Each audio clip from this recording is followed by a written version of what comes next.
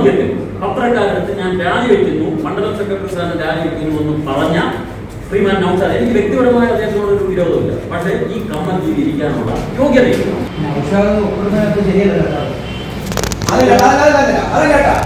ചേട്ടനെ ഞങ്ങൾ ഏറ്റവും കൂടുതൽ ബഹുമാനിക്കുന്നതാണ്.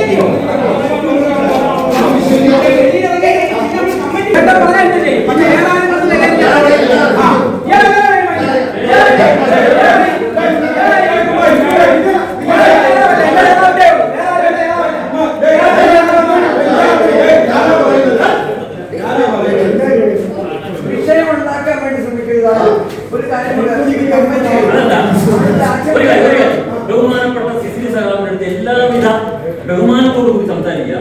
ഈ കമ്മിറ്റി തുടങ്ങിയില്ല. ബിജു പറഞ്ഞ കാര്യത്തിനെ പറ്റി സഖാവിന്റെ അഭിപ്രായം സഖാവ് പറഞ്ഞു, ബിജു പറഞ്ഞതിനെ പറ്റി സഖാവ് പറഞ്ഞു.